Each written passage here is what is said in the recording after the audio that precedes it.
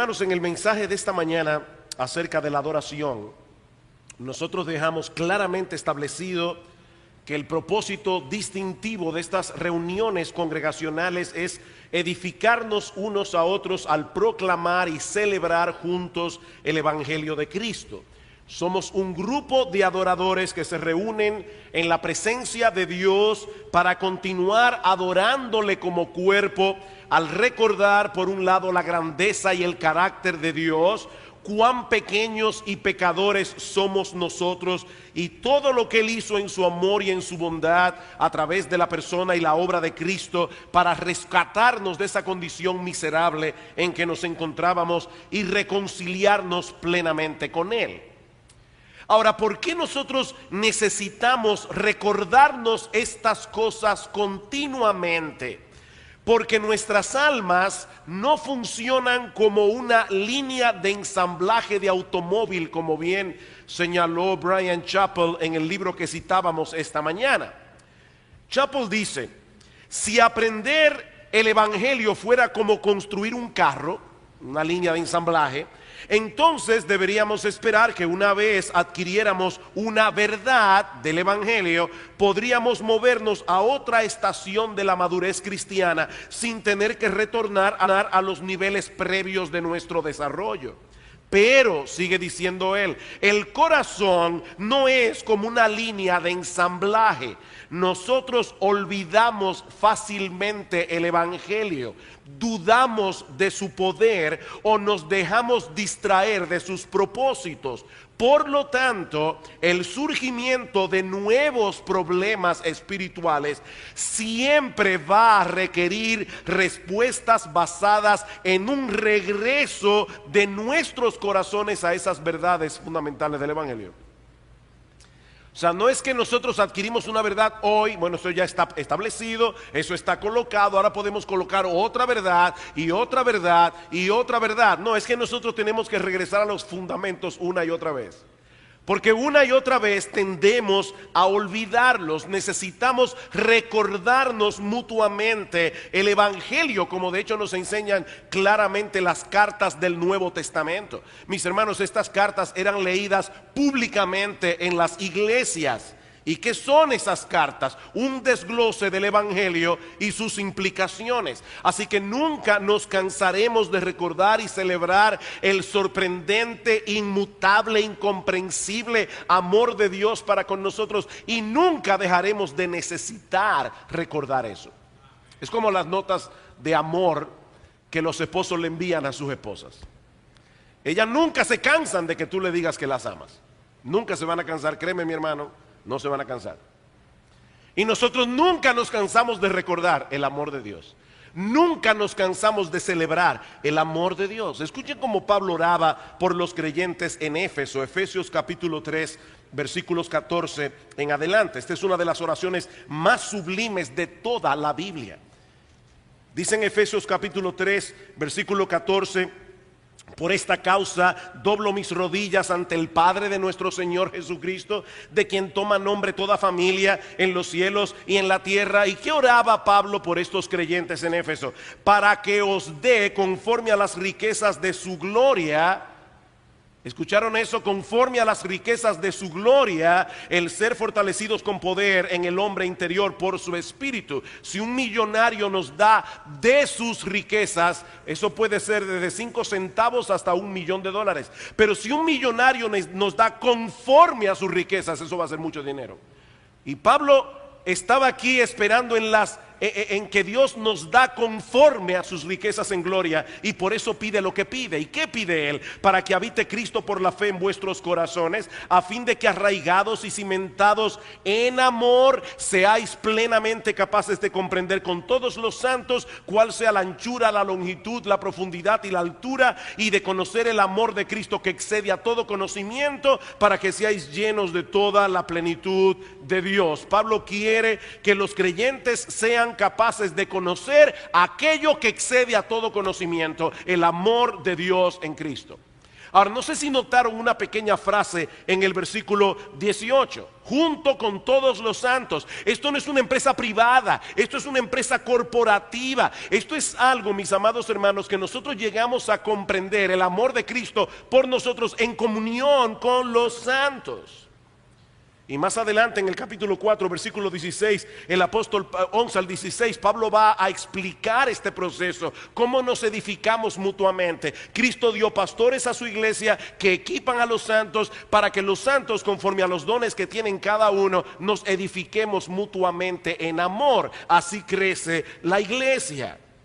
Y esa es una de las razones por las que tenemos que congregarnos cada domingo como pueblo de Dios.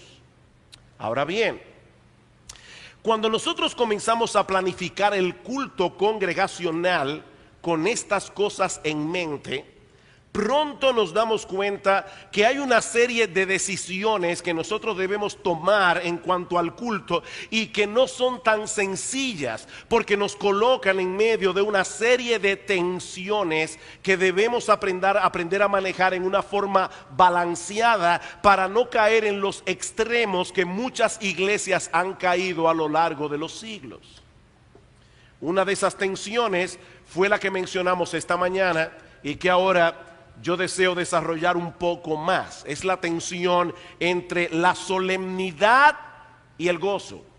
La tensión entre la reverencia y la alegría. Aparte de los textos de los salmos que nosotros citamos esta mañana, y uno de ellos fue el texto que el pastor Marcos leyó en el Salmo capítulo 2, yo les ruego que me acompañen a Deuteronomio capítulo 28. Aquellos que están al día con su calendario de lectura bíblica de 2 años, saben que este es el texto que toca en el día de hoy. Y esta mañana leyendo Deuteronomio capítulo 28, para mí fue sumamente claro aquello que yo iba a predicar en la tarde de hoy.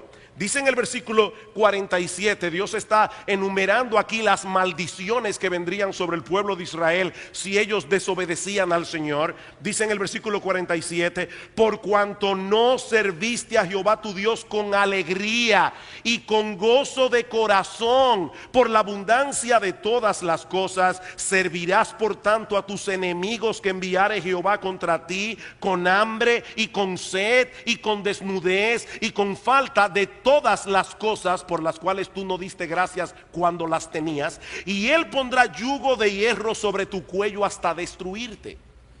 ¿Leyeron esto, hermanos? Nuestro Dios espera, Él espera de nosotros que le sirvamos con alegría y gozo de corazón por todas las cosas que Él nos ha concedido y nos concede de pura gracia. Pero ahora lean los versículos 58 al 59. Si no cuidares de poner por obra todas las palabras de esta ley que están escritas en este libro, temiendo este nombre glorioso y temible, Jehová tu Dios, entonces Jehová aumentará maravillosamente tus plagas y la plaga de tu descendencia, plagas grandes y permanentes y enfermedades malignas y duraderas. Ven, hermanos, cómo Dios está esperando aquí que nosotros nos gocemos con alegría en su presencia y al mismo tiempo que aprendamos a temerle. Nosotros no podemos escoger entre el gozo en Dios y el temor a Dios. Ambas cosas deben estar presentes en nuestros cultos congregacionales. Algunos plantean esta misma tensión usando una terminología más teológica. Y por favor no se espanten, algunas palabras no son comunes, pero no son difíciles. Hay una tensión entre la trascendencia y la inmanencia de Dios. En palabras más sencillas, yo quiero que aún los niños que están aquí puedan entender de qué estamos hablando. Lo que eso significa es que nosotros adoramos a un gran Dios, a un Dios inmensamente grande, al cual ni siquiera los serafines que están delante de su trono pueden mirarlo cara a cara, como vemos en el capítulo 6 de Isaías. Esa es la trascendencia de Dios. Él es grande, Él es único, Él es inigualable. Nuestro Dios es trascendente, Él no es un ser común y corriente.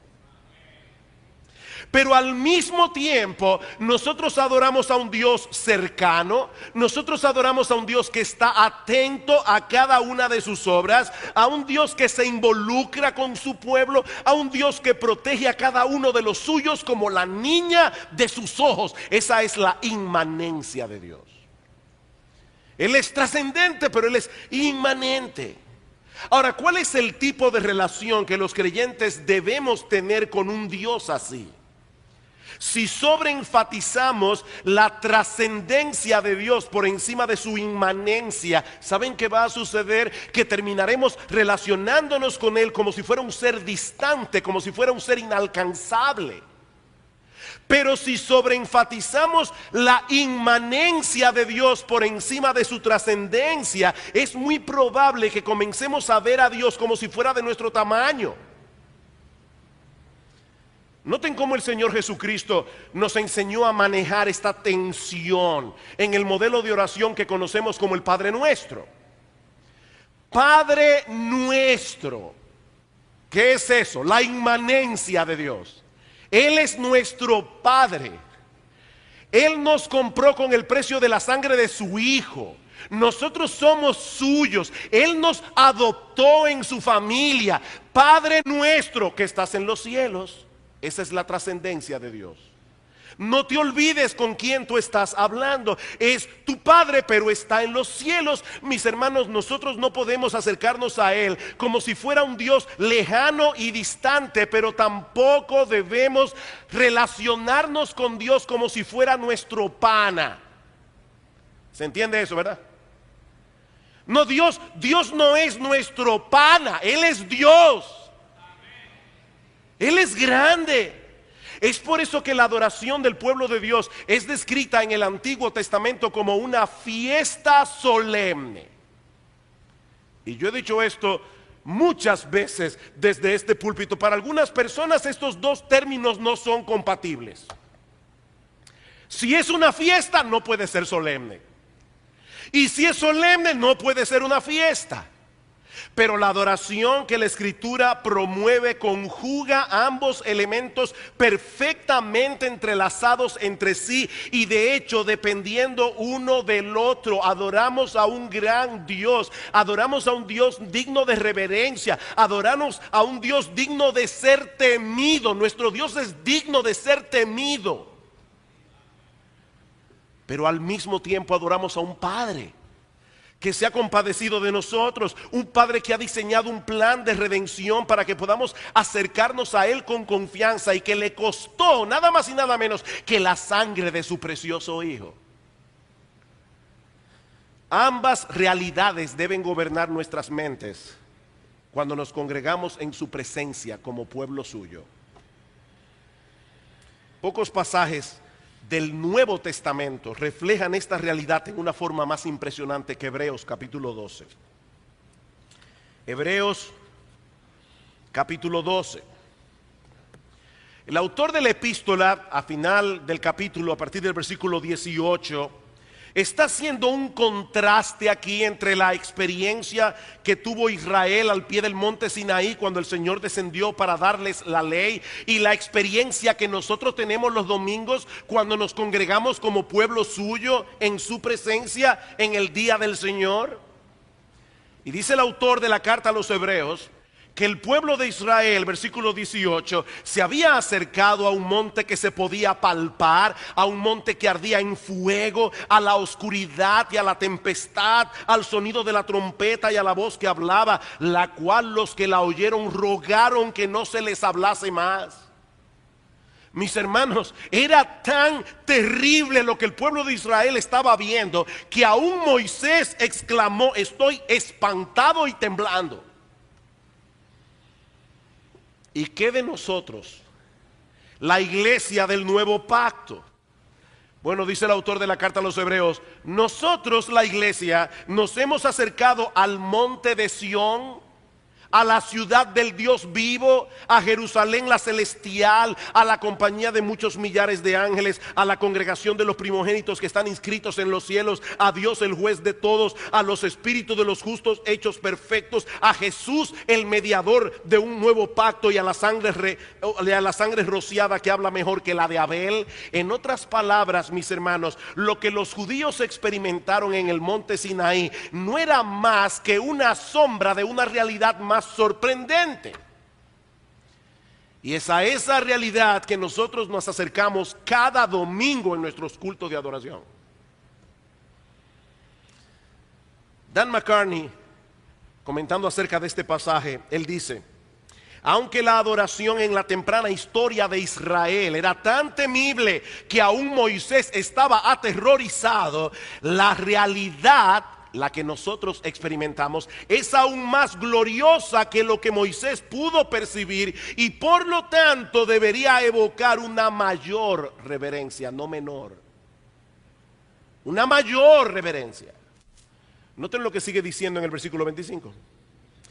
Mirad que no desechéis al que habla, porque si no escaparon aquellos que desecharon al que los amonestaba en la tierra, mucho menos nosotros si desecháremos al que amonesta desde los cielos, la voz del cual conmovió entonces la tierra. ¿Recuerdan ustedes cómo el monte Sinaí estaba temblando cuando Dios descendió?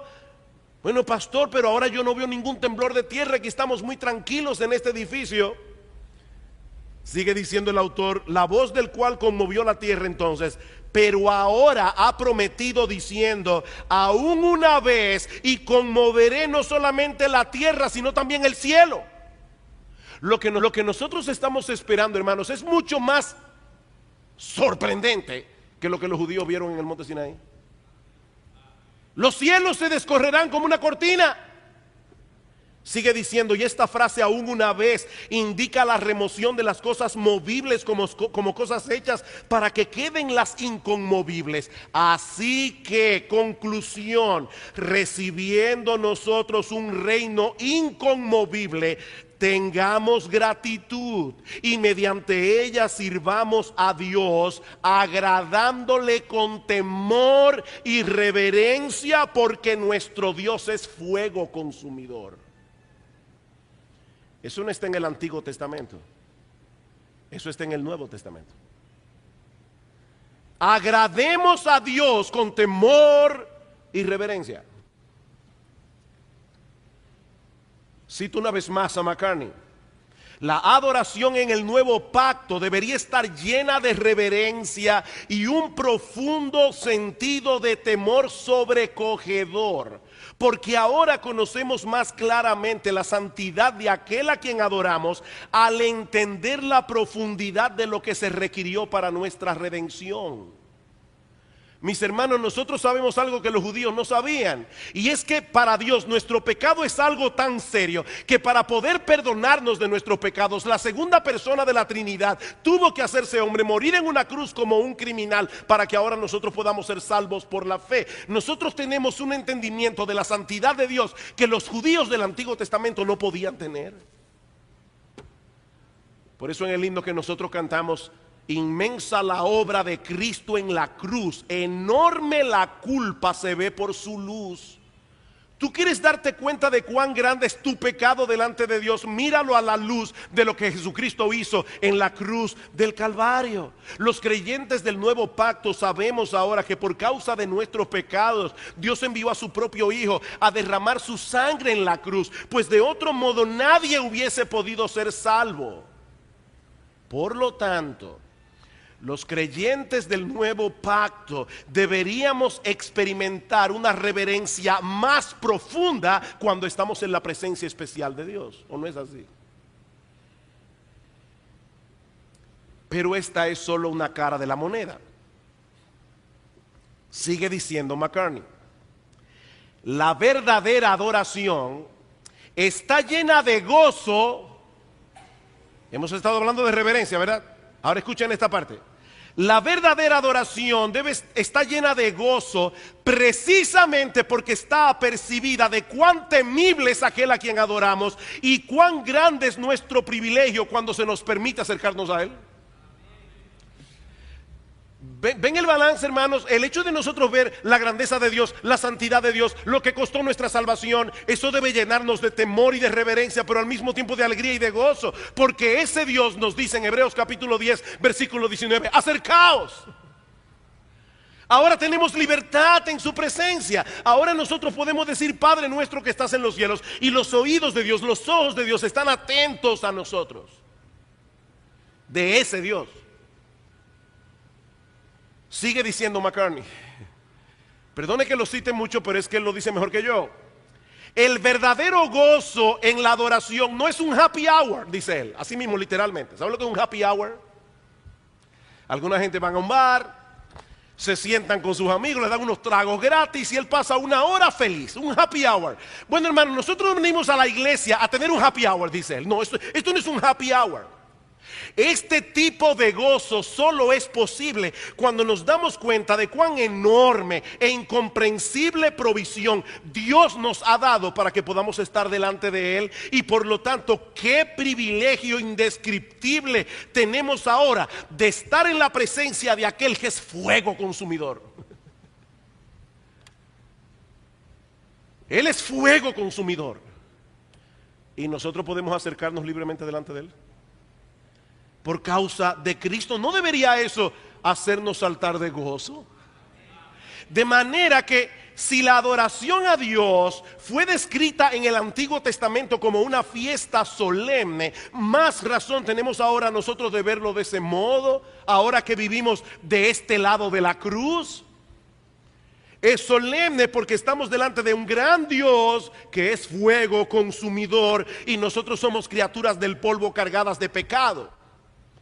Pero es festiva porque ese gran Dios se ha compadecido de nosotros, ha diseñado un plan de redención para reconciliarnos con Él, nos ha lavado por completo en la sangre de Cristo, de tal manera que Él nos ve ahora, mis amados hermanos, como si nunca hubiéramos roto un plato. Ese Dios, 3 veces santo. ¿Cuál es nuestro reto como iglesia? Como decíamos esta mañana, poder comunicar en nuestros cultos esa solemnidad y ese gozo al mismo tiempo en una forma que sea accesible a las personas a las cuales ministramos sin caer en ningún extremo. Ese es el reto. En palabras más sencillas, déjeme decirlo en buen dominicano, nuestros cultos congregacionales ni pueden ser un jolgorio ni pueden ser un funeral. Ninguna de las dos cosas. Es una fiesta solemne. Y nosotros tenemos que comunicar eso.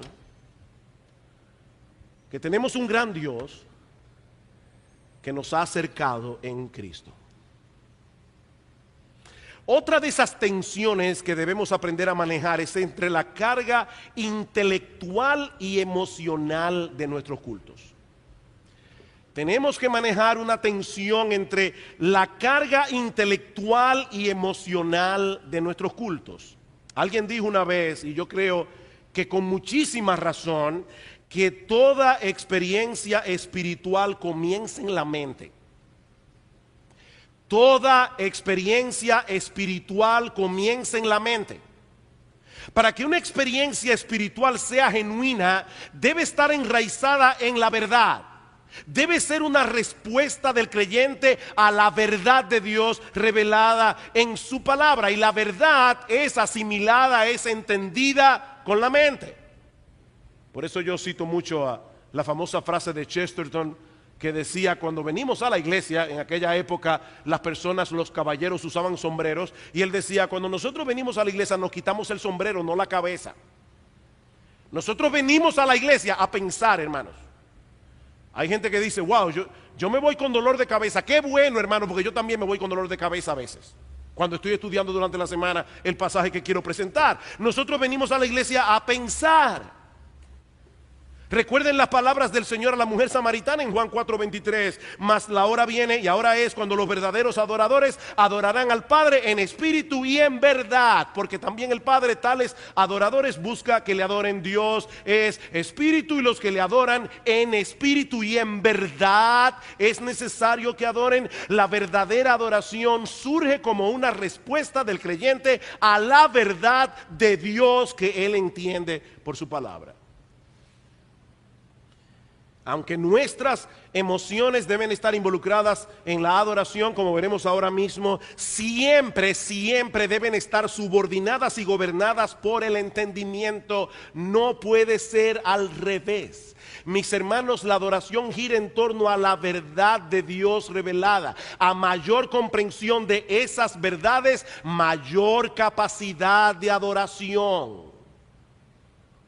Herbert Carson dice: aunque los jóvenes convertidos, y él no se refiere necesariamente a los que son jóvenes en edad, sino a los que son recién convertidos, no importa la edad que tengan, a los recién convertidos, dice, pueden adorar verdaderamente a Dios con los primeros destellos de entendimiento espiritual.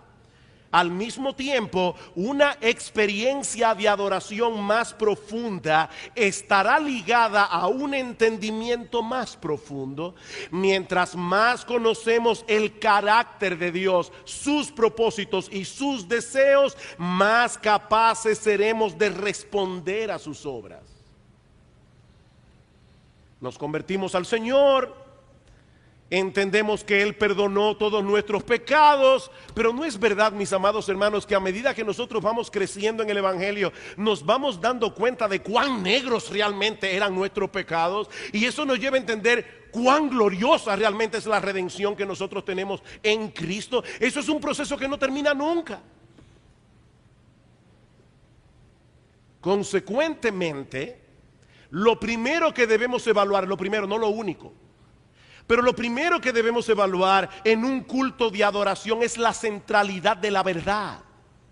La centralidad de la verdad en todo lo que se hace. Se adora en la misma medida en que la verdad de Dios es proclamada, entendida, y en la misma medida en que nosotros respondemos apropiadamente a esa verdad que ha sido proclamada y que ahora es entendida. Pensemos en los himnos, por ejemplo. La calidad poética de un himno es importante. De hecho, por eso cantamos, en parte porque es mejor cantar poéticamente. O sea, la rima y la poesía de un himno impacta más que la simple prosa. Hay verdades que son tan gloriosas que es mejor decirlas en poesía que decirlas en prosa. También es importante la melodía que acompaña a nuestros himnos. Pero mis hermanos, el estándar final para evaluar un himno es el contenido de la verdad que posee. Ese es el estándar final, no es el único. Su calidad poética y su melodía pueden contribuir a que recibamos la verdad que el himno proclama con más claridad, con más fuerza, en una forma más memorable, es decir, más fácil de recordar. Todo eso hace la poesía, la melodía.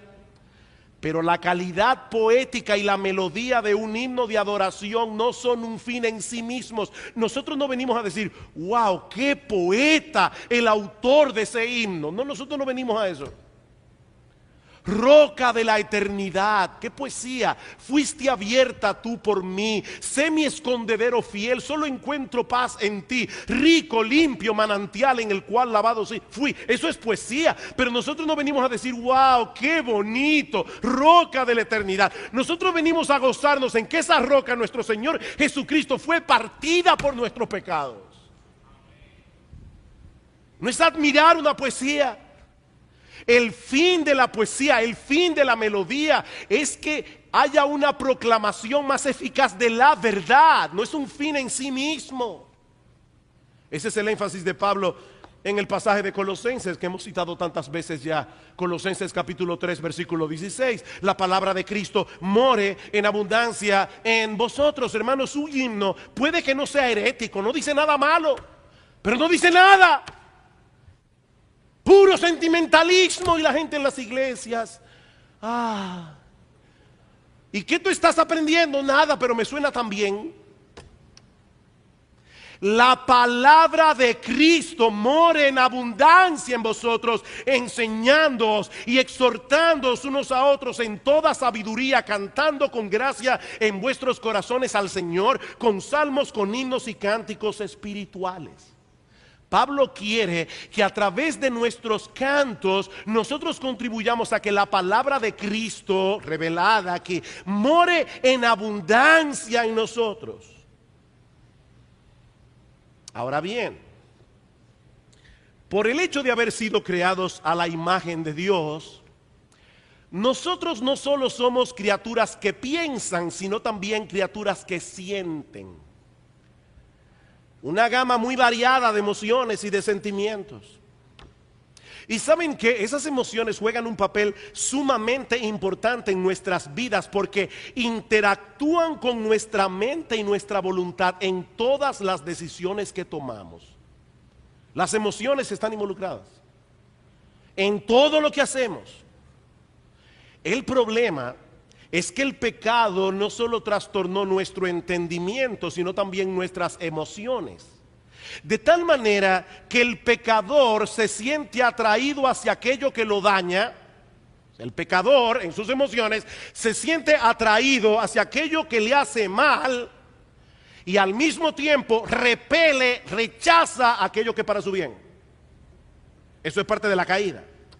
Cuando el Espíritu Santo obra en nosotros la regeneración, Él abre nuestro entendimiento para que nosotros podamos comprender la verdad y así tener una perspectiva correcta de las cosas. El Espíritu Santo inicia en nosotros un proceso de renovación de nuestras mentes, como veíamos el domingo pasado, que transforma también nuestra vida emocional. Ahora comenzamos a sentir lo que deberíamos sentir de lo bueno y de lo malo.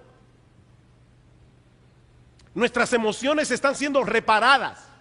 Nuestro aparato emocional estaba dañado cuando éramos pecadores y ahora Dios lo está reparando. Piensen por ejemplo en el arrepentimiento. El arrepentimiento no es un análisis frío de nuestras transgresiones contra la ley de Dios. Y yo sé que yo violé el acápite 1, el acápite 2 y el acápite 3. Yo sé que yo merezco el infierno. No, eso no es el arrepentimiento. El verdadero arrepentimiento viene acompañado de un sano despertar de nuestras conciencias y de un claro entendimiento de la ley moral de Dios que nos hace sentir miserables. Miserables por nuestra rebelión contra ese Dios amante que promulgó esa ley. Y al mismo tiempo, cuando abrazamos a Cristo, nos sentimos gozosos por haber sido perdonados por ese mismo Dios al que hemos ofendido. Es por eso que nuestros himnos deben expresar nuestro lamento por el pecado, pero también nuestro gozo por el perdón y la reconciliación con Dios y nuestro anhelo por crecer en obediencia. Me encanta cómo lo dice Charles Spurgeon, el gran predicador inglés del siglo XIX. Dice él: muchos se toman a la ligera el pecado. Yo conozco personas que dicen: a mí no me gusta mucho esa iglesia porque hablan mucho del pecado. Yo prefiero que me hablen más de la gracia. Óyeme una cosa, tú nunca vas a entender la gracia si no entiendes tu pecado. Eso es imposible. Lo que tú estás pidiendo es algo, no sé ni cómo llamarle, pero es eso. Dice Spurgeon: muchos se toman a la ligera el pecado y en consecuencia hacen lo mismo con el Salvador. El que toma a la ligera el pecado va a tomar a la ligera al Salvador. Pero aquel que ha estado delante de su Dios, culpable y condenado, con la soga al cuello, dice él, llora de alegría cuando recibe el indulto, aborrece la maldad que le ha sido perdonada y vive para honrar al Redentor cuya sangre lo ha limpiado. En otras palabras, en la misma medida en que vamos adquiriendo un mejor entendimiento de las múltiples facetas del Evangelio, en esa misma medida nuestra respuesta emocional se intensifica. Una de las cosas por las que yo le doy gracias al Señor es por la manera como he estado trabajando en mi corazón y en mi mente para entender esa multifacética, el cuadro multifacético del Evangelio. Y la verdad es que fueron de gozo para mí hace 35 años atrás, cuando conocí al Señor. Es como si volvieran a revivir otra vez, de otra manera. Es un gozo que se intensifica. Y cuando nos reunimos con aquellos con quienes compartimos la misma salvación, al mismo Salvador, al mismo Señor, al mismo Padre, la misma fe, la misma esperanza, ¿saben lo que pasa? Que nuestras emociones se intensifican todavía más. Más aún. El gozo se hace mayor cuando es compartido con otros que creen lo mismo que nosotros y disfrutan lo mismo que nosotros disfrutamos. ¿O no es así? ¿Tú experimentas lo mismo cuando cantas solo en tu casa que cuando tú cantas aquí? Sin embargo, precisamente porque nuestra respuesta emocional tiende a intensificarse cuando estamos en compañía de otros, es en ese contexto en el que podemos ser más fácilmente extraviados por el emocionalismo. No dije por nuestras emociones, dije por el emocionalismo. El emocionalismo es un estado emocional producido artificialmente a través de la manipulación de ciertos elementos ambientales, de tal manera que nuestras emociones de repente toman el control de nuestra personalidad. En el emocionalismo, el entendimiento es colocado en un segundo plano o es anulado por completo. Y mis hermanos, eso es altamente peligroso. Porque cuando las emociones toman el control, dejamos de ser objetivos. Y podemos caer fácilmente, podemos ser fácilmente extraviados y engañados, llevándonos a creer incluso que somos lo que no somos. Déjenme explicar eso. ¿Ustedes han visto esas muchachas que han sido emocionalmente atrapadas por un individuo que no les conviene? Lo han visto, ¿verdad? Por eso decimos que se llaman novio, porque no vio hasta que se casó. Y la familia, los amigos le dicen: mi hija, ese muchacho no te conviene, ese muchacho es así, es asá, te va a hacer daño, pero ella no lo ve. No importa que se lo digan en todos los idiomas, ella está emocionalmente atrapada y esa cárcel emocional no le permite pensar con objetividad. Mis hermanos, lo que yo estoy diciendo, que eso mismo puede ocurrir en el contexto de una iglesia. Herbert Carson dice: el emocionalismo puede guiar a una persona a una falsa profesión de fe y anestesiarlo de tal modo que se sienta satisfecho con su condición y venga a ser inmune a la demanda real del evangelio. ¿Cómo tú me vas a decir a mí que yo no soy creyente? Tú no te imaginas lo que yo siento en la iglesia. Mire, yo desde que comienza el culto yo comienzo a llorar. ¿Y dónde dice la Biblia que una de las evidencias de que una persona es cristiana es que cuando comienza el culto tú comienzas a llorar? La Biblia no dice eso. No, lo que la Biblia sí dice es que una vida transformada es una de las evidencias de que Dios realmente te ha salvado. Pero no solo eso, hermanos. El emocionalismo también es peligroso porque es altamente adictivo. El emocionalismo es altamente adictivo. Sigue diciendo Carson: el falso emocionalismo actúa como una droga que embota los sentidos aun cuando parece estimularlos, de modo que el adicto necesitará dosis más frecuentes y más fuertes. Y eso puede pasar en la iglesia. Amados hermanos, es un mal que nosotros debemos evitar a toda costa. El emocionalismo se opone a la verdadera adoración, tanto como la lujuria se opone al verdadero amor. Pero la sensación que produce es tan real para el que la experimenta, que lo lleva a pensar que es algo genuino.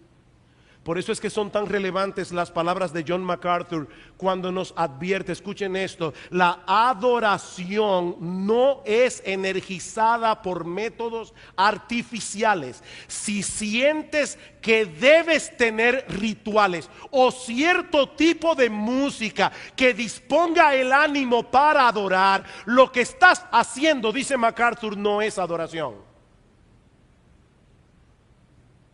Si tú necesitas eso, óyeme bien, mi amado hermano, lo que tú estás haciendo no es adoración. Me llamó la atención un comentario que hizo Bob Kauflin, que muchos ya de ustedes conocen. Él siempre es el que dirige la adoración en las conferencias de Together for the Gospel, es decir, juntos por el Evangelio. Y una de las particularidades de esa conferencia es que Bob Kauflin solamente toca el piano en esa conferencia y no hay ningún otro instrumento. Y el año pasado, lo recuerdo muy bien, habían unas 8,000 personas en Kentucky, y el año pasado Bob Kauflin abrió la conferencia diciendo: nosotros vamos a adorar en esta conferencia con este piano. Y óyeme bien, si tú no puedes adorar porque solo hay un piano, tú tienes un problema. Tú tienes un problema. Hablaba con alguien estos días que me decía, hablábamos mutuamente, decíamos que en algunas iglesias hay personas que piensan que donde entra una batería el Espíritu Santo se va. Eso es así, hermano. Hay iglesias que piensan que si hay una batería el Espíritu Santo se va de la iglesia. Ahora, de la misma manera hay personas que piensan que donde no hay batería no está el Espíritu Santo. Y las dos cosas son incorrectas. Las dos cosas son incorrectas, hermanos. Si todo cristiano sincero desea siempre tiene el deseo de percibir la presencia de Dios en sus cultos de adoración. Pero saben que ese deseo genuino, sin la debida instrucción, deja a los cristianos a expensas de ser manipulados por la habilidad de un líder de adoración, manipulados por un grupo de adoración, manipulados por el predicador o incluso manipulados por la música que se toca en la iglesia. A propósito de Bob Kauflin, leí en su libro La adoración importa este ejemplo. Dice él: una vez escuché acerca de una cristiana que había pasado cierto tiempo sirviendo a Dios en Sudáfrica. Mientras visitaba una clínica de salud, ella fue profundamente movida por el sonido de un grupo de mujeres zulúes cantando. La armonía era cautivadoramente hermosa. Con lágrimas en los ojos, le preguntó a una amiga si ella conocía la traducción de las palabras. Claro, le respondió la amiga. La letra de la canción dice: si hierves el agua no tiene disentería. Si hierves el agua no tiene disentería. Y ella estaba ahí.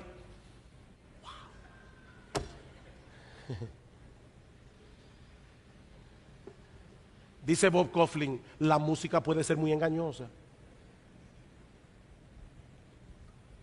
La música puede ser muy engañosa,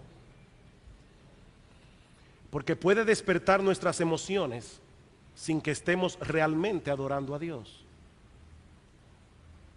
Ahora, eso no quiere decir que las emociones no sean importantes en la adoración. Una adoración sin emoción es una adoración sin corazón, y una adoración sin corazón ya no es adoración. Este pueblo de labios me honra, su corazón está lejos de mí. Pero como dice Herbert Carson, el sano despertar de las emociones, el sano despertar de las emociones es producido por la verdad de Dios aplicado por el Espíritu Santo a la mente, la conciencia y la voluntad. Es por el impacto de la palabra que emergen las experiencias emocionales más profundas, y es aquí donde encontramos el secreto de los profundos sentimientos asociados en la Escritura con la verdadera adoración.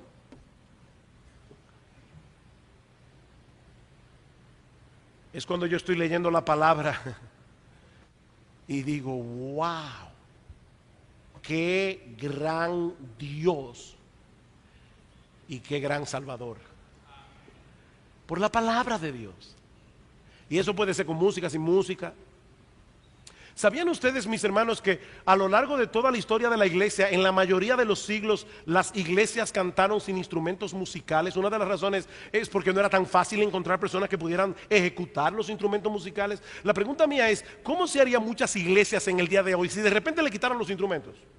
Y óigame, por si acaso, hermanos, yo amo los instrumentos musicales.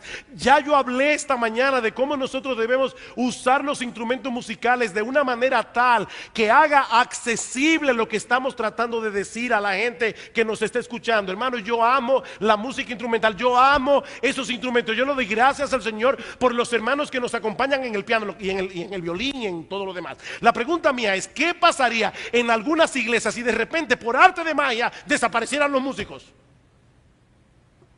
Adoraríamos con la misma pasión, alabaríamos a Cristo, porque Cristo seguiría siendo glorioso y nuestra salvación seguiría siendo extraordinaria. Por eso yo creo que nosotros debemos hacer cambios en la adoración. A veces cantar con ciertos instrumentos, a veces cantar sin instrumentos, a veces cantar con uno solo. Yo creo que debemos acostumbrarnos a cantar con una variedad de estilos musicales.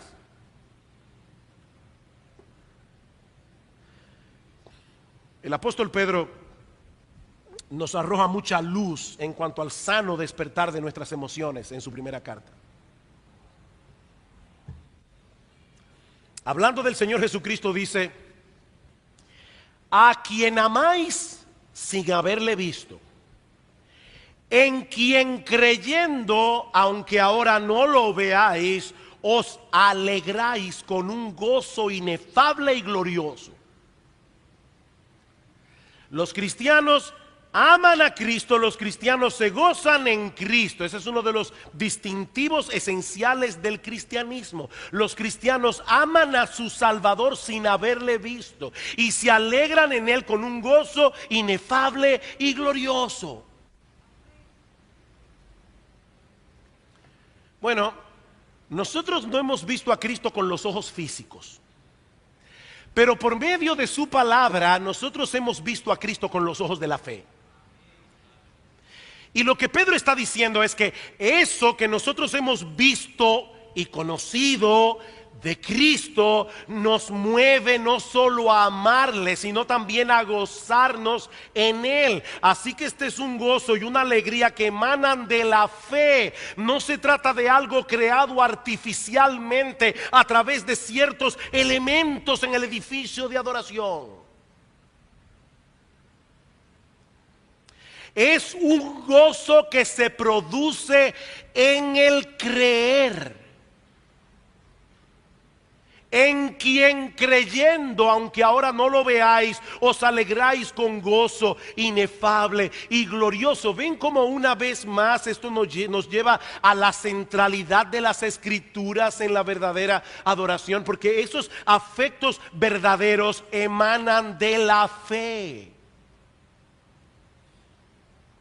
Solo pueden ser producidos por la obra del Espíritu Santo en el corazón de los creyentes, a través de la instrumentalidad de su palabra.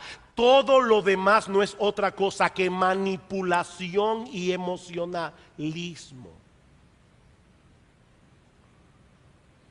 cuando no es la palabra que está en el lugar central. Es por eso que insistimos en que en la verdadera adoración, el intelecto va delante, las emociones detrás. No puede ser al revés. El intelecto delante, las emociones detrás. Sin verdad no hay adoración. Y la verdad solo se entiende con la cabeza.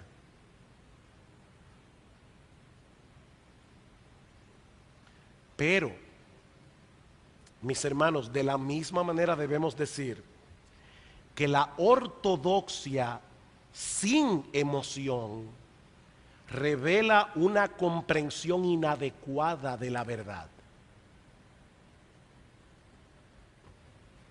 ¿Oyeron eso, hermanos? Para mí es importante. La ortodoxia, la cabeza, ¿verdad? Sin emoción, revela una comprensión inadecuada de la verdad. O sea, si tú puedes decir fríamente, sí, yo sé que Cristo es glorioso, y yo sé que Él me salvó porque Él murió por mí en la cruz del Calvario, yo sé que voy para el cielo. O sea, tú puedes decir eso así. O tú puedes cantar, aleluya, vivo por Jesús, aleluya, vivo por su cruz. Tú no estás entendiendo. De verdad, tú no estás entendiendo. Miren, hermano, de verdad, estas verdades son para decir, wow, aleluya, gloria al Señor, somos salvos por la sangre de Jesucristo, vamos al cielo, algún día estaremos en la presencia de nuestro Señor y Salvador. Lo que hace grande el cielo, mis hermanos, no son las calles de oro, supuestamente, que yo no creo que va a haber ninguna calle de oro tampoco, pero no son las calles de oro ni las puertas de perlas. Lo que hace grande el cielo, mis amados hermanos, es que Jesucristo va a estar allí y que todos nosotros seremos transformados a su imagen.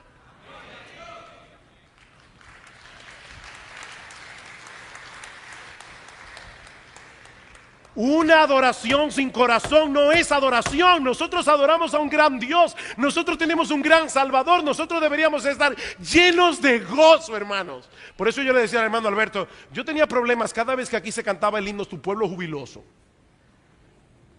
porque la música no me compaginaba con la letra. Tu pueblo jubiloso. A mí no me parecía muy jubiloso.